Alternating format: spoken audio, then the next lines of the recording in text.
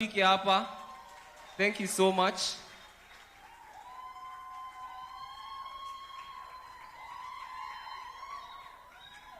All right. Hi, everyone. How are you? Bwana asifiwe. Mko salama? Kama uko poa, geukia jirani yako mwambie niko poa. Mimi niko fiti. Okay, bado naona watu wanapatia na feedback forms. Inua mkono. Kama umemaliza na feedback form, inua mkono. As in, kama umemaliza na uko ready kupeana. Wow.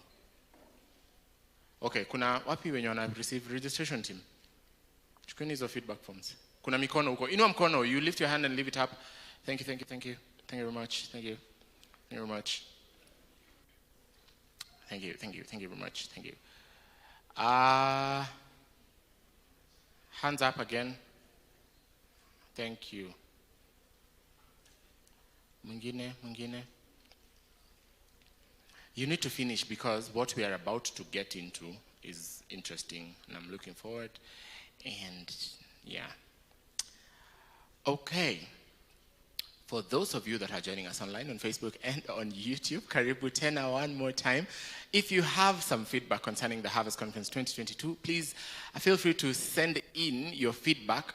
There are numbers that are going to come on your screen in just a bit. And when the numbers come on your screen, those are the numbers to send your feedback on.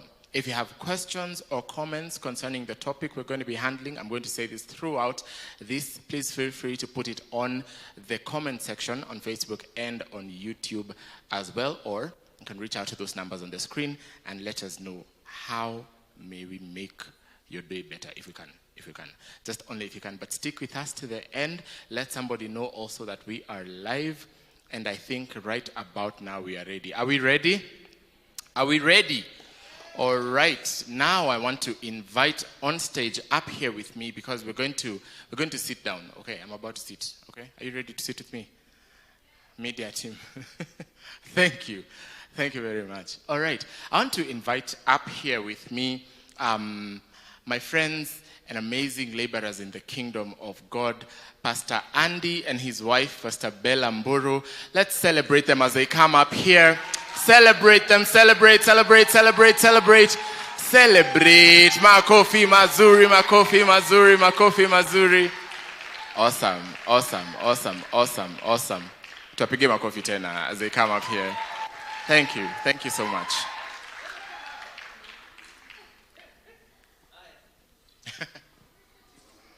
Oh, yeah?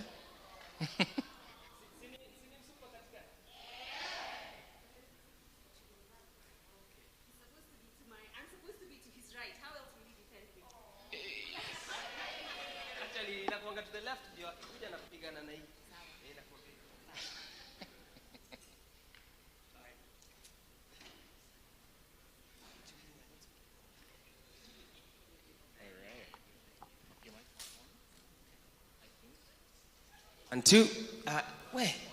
So Wonderful. One more time, let's hear it for Pastor Andy and Bella Mburu. Wonderful people. Amen. We're so glad to be here today. Karibuni sana, Deliverance Church International, Kasarani Zimawan. Asante sana. Also known as the DCIKZ. We're glad to have you at the Harvest Conference 2022. And today is the last day. We're so excited to have you. They are actually a last set of guests. And we are happy. So in a manner of speaking, they're closing the conference for us. Because in the evening we have our worship experience to bring the curtains down. And we are so excited. But here with me today, we're going to be talking about relationships, wholeness for the catch. This has been the catch edition. Those of you that have been following us and those of you that have all been here, you know that that's what we've been handling, the Great Commission, the catch, just going out and do what the Lord has called us to do. And we've looked at all kinds of things, all things that could stand in the way of us being witnesses of Jesus Christ, effective witnesses, making disciples, and ourselves disciples. So relationships, and that's an interesting, very broad topic. I am sure before we even begin, we're not able to talk about everything that has to do with relationships. But I want to give them an opportunity to introduce themselves. Let us know, I know I've already said their names, but just let us know who you are, what you're about, what you like, and so on and so forth. Karibuni sana. Asante, I'll go first. Bwana Yesu asifiwe sana. Good afternoon. Mko salama?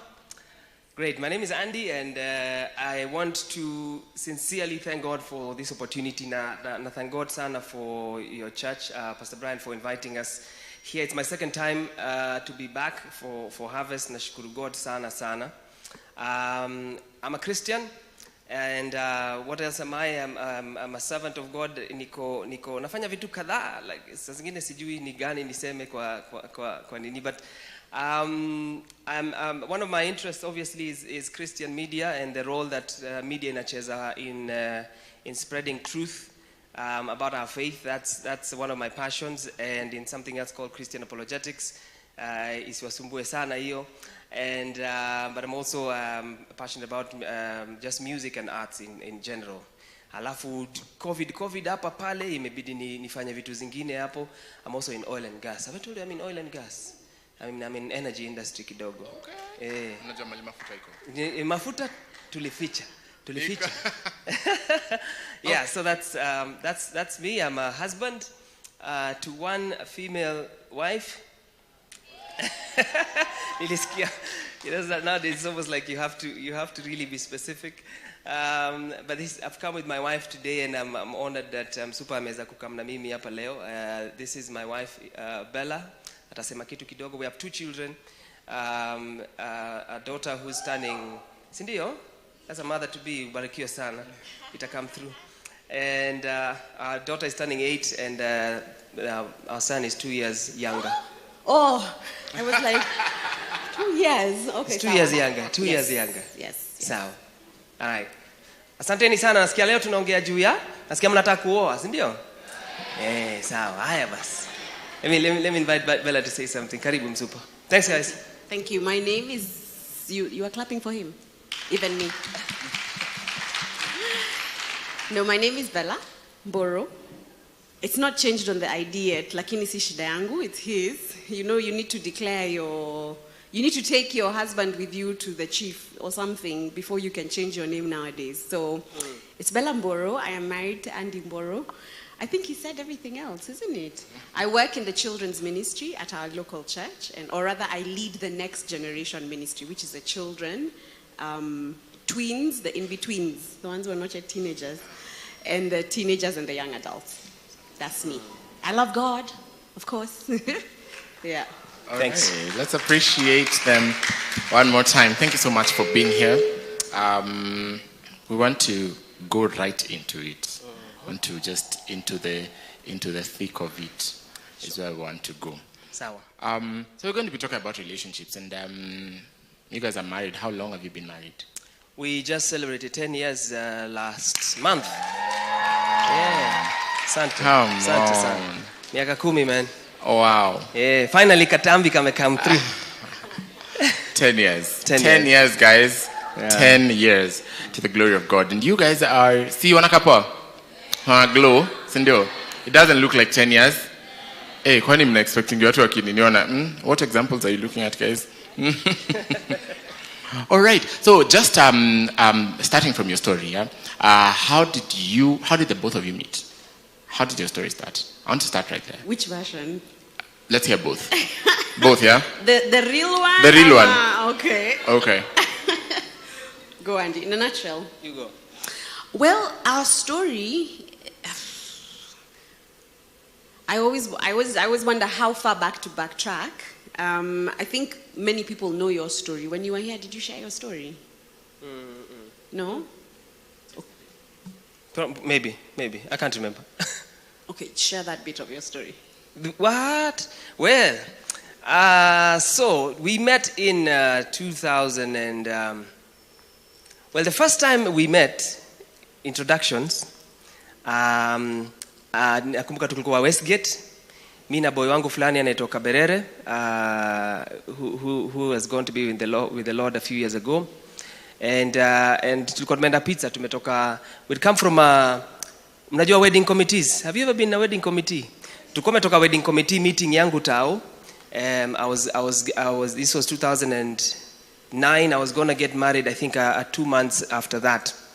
Tumetoka wedding committee, and then Kaberera akacheki beshte yake fulani wa kitambo akasema twende tugote huyu mdem. So tumeenda, you know, and then that's where I met Bella, who's here. I know it's inaanza kukaa story fulani interesting, but so I met Bella there. And wanasalimiana na Cubs, wanasema siku mingi sana, kwani you're back? When did you leave South Africa? No, I came back juzi. Wanapiga story, and then Cubs akatu introduce, and I remember that because tukiachana, you know, akaniambia ushaona watu wanapenda Mungu sasa, na hao ndio hiyo jamii upenda God sana, you know. And that was it. I say that because I remember generally where I first meet people. I sometimes don't remember names, but I remember faces and where we met. So that was 2009.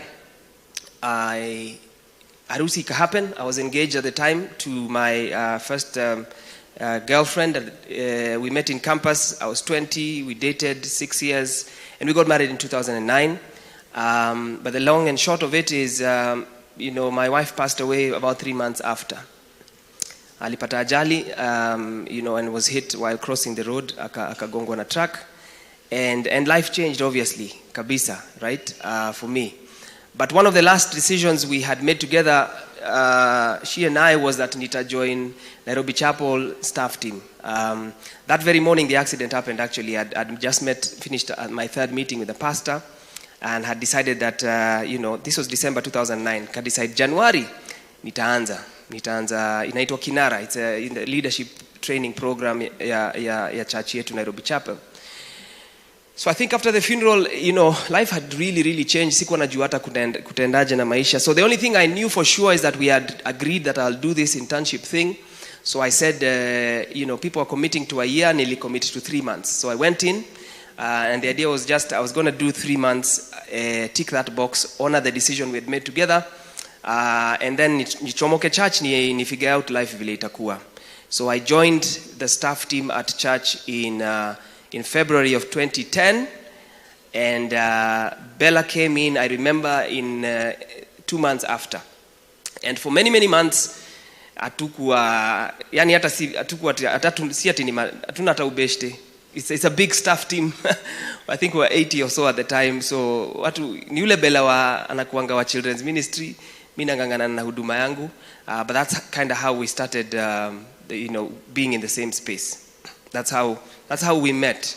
And then that was 2010. Mwisho wa mwaka, uko mwisho, ndio nikaanza kuona kuna mtu hapa, which was very difficult for me because mimi nilikuwa nimejiambia miaka ingine 5, ikiwezekana 7 before nirudi kwa uwanja. Tunapatana?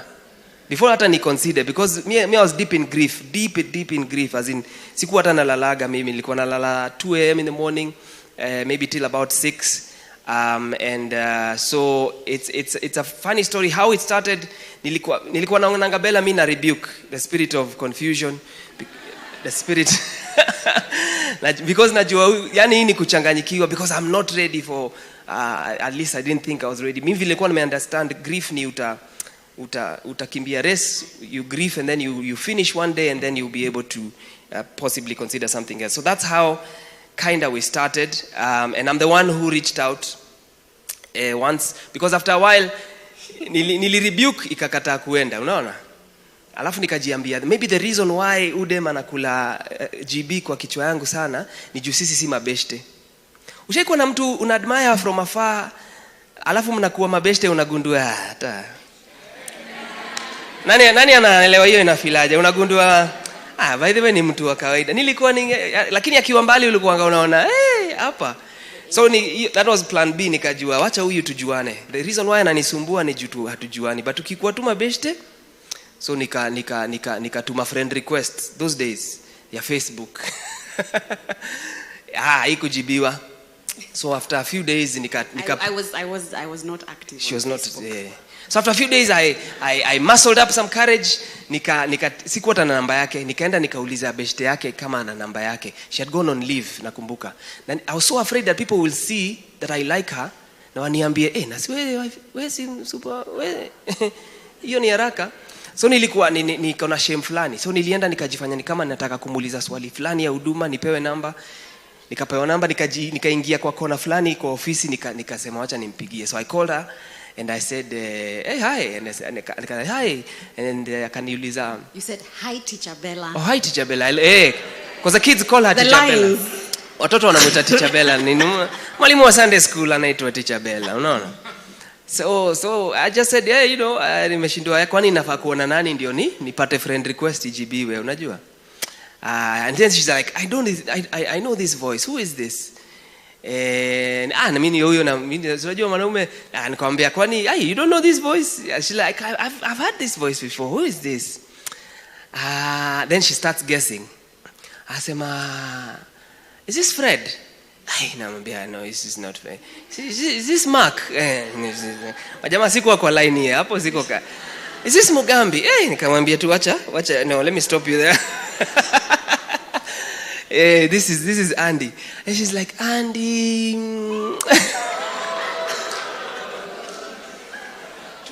It was honest, by the way. I was not playing hard to get. Yani tu ndio ujue tuko mbali. Yani hatuna anything in common. Unanipata? Then she's like, Andy from the office. She's like, Andy, and then she's like, akanyamaza kidogo akasema, Andy Mburu. Akasema, yeah. Akasema, oh. Hi. So wanaume kama uko mbali, usiai tense. Inakuanga jani. That's kind of how it started in the long and short of it. Tuliendelea from there on, tukakunywa chai 2-3. In fact, after tuliingia tukaengage sana on texts a lot, and then one day tukasema tukunywe chai. Then tulipokunywa chai nilirudi nikaingia hivi. I was living with 2 other guys because I thought if I spend time with her itaisha. Nikarudi we went somewhere tukakunywa chai. Before we know it tunaambiwa ni time ya kufu, itabidi muishie. Tulikao tumepiga 5 hours, time imesimama. Have you ever spent time with somebody time ikasimama? God. Niliingia hivi kejani jioni nikaambia my boys, I'm in trouble. That's how we kind of started for me. And then I think a year and a half almost later we got married. Kuna story ingine hapo ndani, but hiyo ndo story yangu and I'm sticking to it. I'm sticking to that story. Thanks. Right, Bella, you have a version of the story. Well, it's 90% accurate. Mm-hmm. No, the only addition is that's how it started for him. Now, for me, all these times, I hadn't looked at Andy like that. Let's just say my eyes had not seen him in that way. So, while we were having all this tea and coffee and whatnot, Roho Safi, by the way, I had not imagined that he is trying to pursue me. I just thought we're hanging out as friends because I had also come out of a relationship. They had not died or anything, but I had come out of a long-term relationship. Actually, this was my first serious relationship. And when we started this relationship, we were like, we're exploring this because we're going to get married. And then it didn't work. So I was very heartbroken and I was in the dumps. So in fact, I think the first time he texted, and it was at night, wasn't it? Yeah, 2 a.m. So he wasn't sleeping. Saa 8. And I wasn't sleeping. Stress. Ninajaribu kulala namfikiria tu, nikaona mimi ndamtext iko nini. Nikatuma text. But you see, meanwhile, I'm not sleeping because I'm just like, Yani God, you wasted my time, Yani. And that's the reason I was not sleeping. So when he texted, I responded. And that's how the conversation started. I think Andy wears his heart on his sleeves. Kama unamjua, you know Andy. If you ask Andy how you doing, he's not gonna give you if he's not well, how are you doing? Yani, I've not slept, things are tough, Nini. He'll be honest, he'll be real with you. So, so that's how that conversation started. And that's why you can see that our conversation started like on a very platonic level. Sorry, they'll pass. I'm a Sunday school teacher. Outside our church is like a train and not the SGR, these noisy ones. And we just talk past them. But yeah, so I had never seen him that way. We were bonding on a different level. In fact, we were bonding on our pain, if you may. So by the time he came out to tell me that he was looking for more than friendship, I remember just thinking, no. I'm like, I'm not going to be accused as that Jezebel who's angushaing the pastor, who's Ginini. I was just like, no, have I led you on? That was not my intention. Miss Kutaka Ikitu, imagine, that's not what I wanted. So that, when he finally admitted, that's when it hit me, oh my gosh, this guy actually wants more. So for the longest, I purely saw him as a friend until he admitted that, he sees me in this different way. And then I remember I went home and I was just like, okay, Lord, what have I done here? And I remember thinking, I need to talk to someone. Who can I talk to? And I'm thinking through my list of friends for who can I talk to. I need to text someone, call someone, share this with someone. And the only person I could think of calling to talk to about it was... That's when it hit me that, there's something. Because he was my friend. He became my person. And the one person I wanted to talk to about what was happening was him. And that's when it hit me, there could be something here. So that's how we met. It started from friendship. Wow. There's something there, allow me to follow up on that conversation. You talked about where you landed it actually, it starting from friendship. And both of you are believers, both of you are pastors. I don't hear you mentioning how it started from a dream, a deep revelation in the middle of the night with a voice in your earring saying, this is the man, go ye to him, and all those things. I don't hear you mention those things. You're talking about friendship.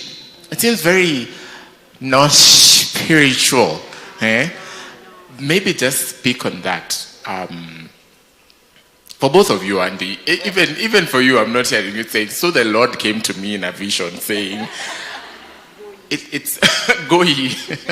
It's friendship. So maybe speak a bit on that. I think I've gone through a season where I have wanted God to speak into something, and I know how stressful that can be, especially when you feel like there's hakuna mwelekeo, hakuna direction. I remember once asking God, I really wanted, when I was in uni, I knew that the degree I was doing was not what I would pursue, which was mathematics. But I really wanted to hear from, niko naambia God, niambie tu. Ukiniambia tu mimi nitafanya, and sometimes we want that. It's an easy way out for relationships. We don't want to make mistakes, don't we? I mean, do we? We don't want to make mistakes. So unataka tu, God akiniambia, then mimi nitafanya, because I'm a good servant of God, right?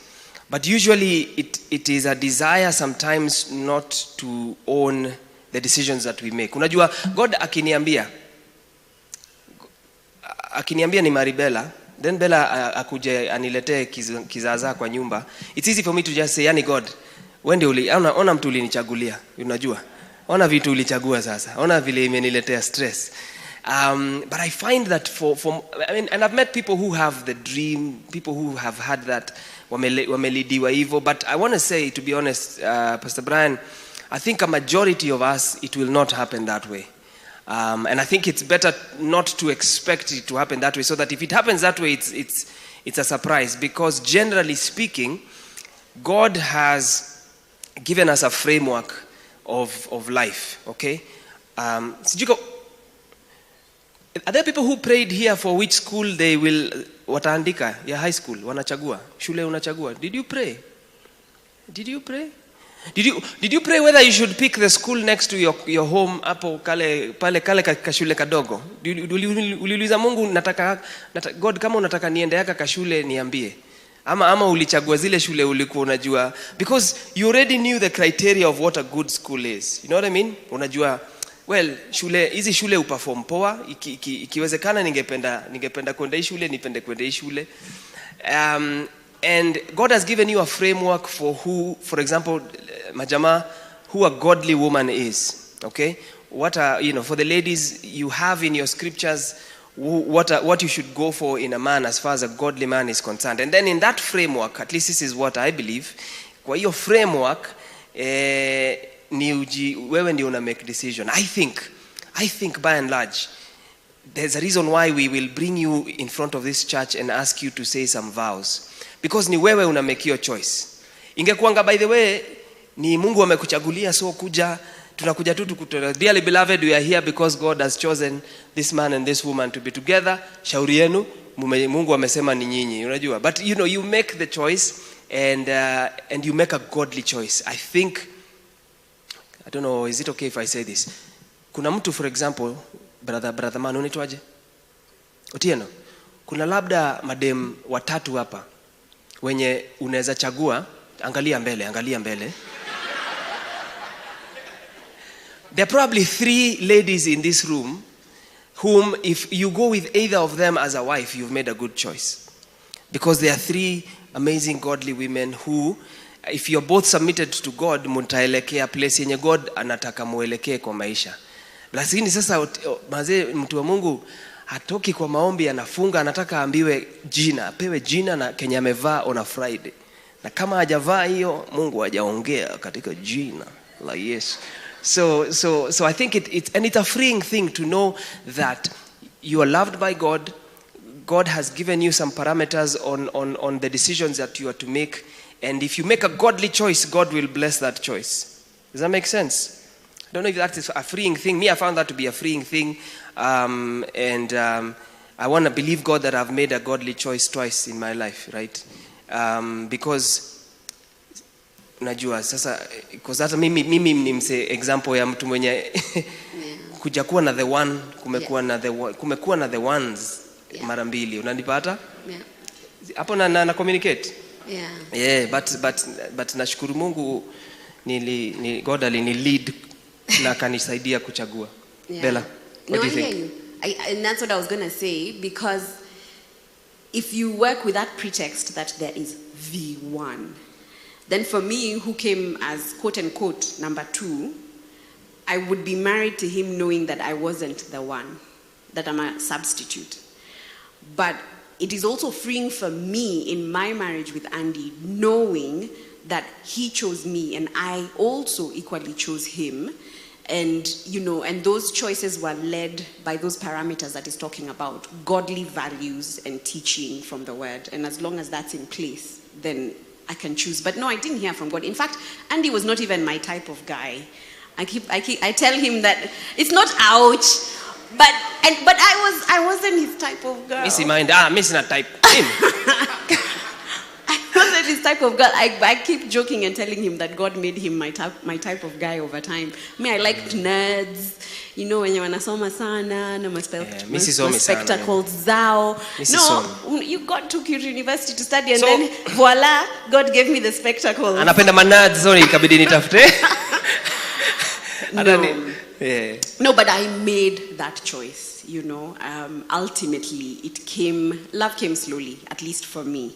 Ultimately, when I evaluated what are the things that I appreciate in a man, and when that decision came after he'd come and said this thing, I was like, okay, wait a minute, there's something here. This man actually meets these things. And yeah, so it wasn't a heavens have opened, chorus of angels writing on the wall, you know, and a dove flew down and told me that this is the chosen one. But it was a decision that I made with my mind, with my heart, guided by the scriptures. Wow, I feel like that's such a freeing thing also, for everyone to not just sit around and wait. Mungu hajasema. So you're throwing away diamonds to go and collect rocks just because you're waiting for the Lord to speak. What do you want? I love the idea, particularly the idea of we already have a set to pick from, yeah? We know how to pick a godly man, we know how to pick a godly woman. You know what to look for when you're looking for a godly man or a godly woman. And that at the end of it all, it's a choice. Yeah. It's a choice that we all make. I love that we don't stand here to say, dearly beloved, we are gathered here today because God has made this choice. What do we do? Let's just move it along. To just build on that, you've touched on it already, but I'd like you to both also speak on the same thing about then you've talked about the right person and making that decision, finding the right person, but there's also the thing for the right time. Because I feel like there's this expectation in society and especially in church. This expectation for the right time. you grow up and it's not the right time, and then one day you're just like, hey, mbona unachelewa? Ako wapi? I'm like, okay, so where did I cross the line for the right time? And all the aunties are there. Yeah, at all weddings, you're like, we can't wait for you. Are next in Jesus' name. Like, not particularly, not quite, not indeed. It feels like I'm defending myself, yeah? But I know I'm speaking for many people. And for those of you who are in high school, I know that question, of course, has not come. If anyone is asking you, you're next right now, I mean, come on. But we are all coming there, and this is about empowering us, equipping us even for the days to come. So maybe speak on this thing for demystifying the right time. Yeah. Just. I feel like the ladies would know this. Mna hiyo pressure sana. Lakini mchungaji mumetuweka. Sawa. Acha ni hata nyinyi mnatuweka. Na hii nilisema last. Okay, wacha niseme hivi. I don't know. When is the right time? How many feel they're ready to date here? Ready, uko tayari? It's not a tricky question. Nobody. To date, not to get married, like casual. To date. Like dating, uko tayari? Yeah. Umejifahamu, unajingamu? Okay. I think generally when you're mimi nafikiri ukishaanza kuona penye maisha inaelekea, you can have a sort of a sense of, here's my life, and I sense God is leading me generally in this direction. Naona life ya mine nikipicture, naona maybe nikiserve God in this way.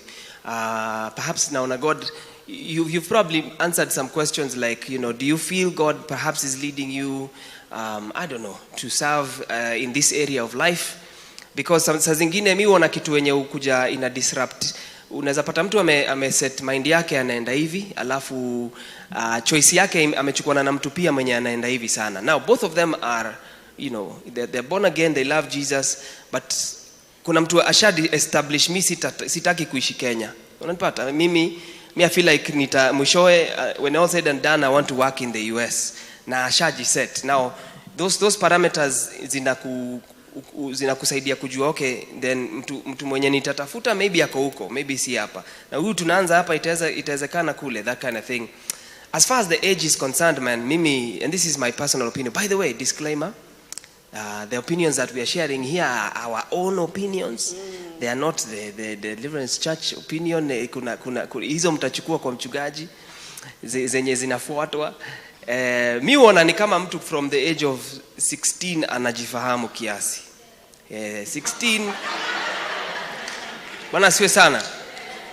Yani unaweza kata, yani unajua at 16 I think now msee anaweza kuja na do na gari poa na nini, unajua na uone tu huyu atupelekani poa, huyu anataka tu kupita na mimi. I think from 16 you have an idea, but I think from 18 wewe ni mtu mkubwa, wewe ni mtu unaweza angusha mtu kwa kura. All right? Wewe ni mtu, yani the government inasema wewe. Do you know, by the way, if you make an offense at the age of 18, in your head you're not really grown up, but you're going to prison. And you're going to an adult prison, by the way. You're not going to juvenile. Okay? Unasemanga an 18-year-old man molested a 16-year-old girl. Ushaisikia hiyo? Umeona kwa gazeti? 2-year difference. But even the government treats you differently. So I'd say safely, mimi ningesema uende na 18. Ndio vitu zikihappen ufungwe jela poa, amaje? Ufungwe jela ya watu wazima mzee. But 16, 18 for me, but it's my own personal opinion. I know Bella is really shocked because we have a daughter and she's thinking 16 is too young. She's, that's 8 years from now. 29. Yeah. No. I don't know what you think, baby. No, I was actually just Songs of Solomon 8:4 says, "Do not awaken time." It says actually, how does it? It pleads with the daughters of Jerusalem, do not awaken love before its time. And bearing on that and standing on that scripture, for me, I just think about, what is the purpose of it? It is to get married. It is to, procreate. It is to, it's for protection. It's all these other things. And that is only allowed within the confines of marriage when you are 18 and above, legally. Nobody, no pastor is marrying you at the age of 13, at the age of 16, 17 even. So therefore, I would probably wait, because I know I'm getting into this relationship now. And guys, you know what? Marriage is hard, but marriage is beautiful. And then the big S word, sex. Are we allowed to say that in here? I know you're streaming. Yeah. Okay. It's a beautiful